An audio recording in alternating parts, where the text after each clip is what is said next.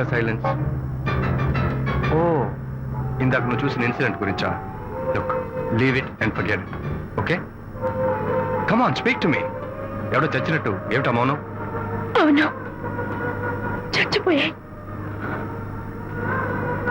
ఆశలు, కోరికలు అన్ని చచ్చిపోయాయి.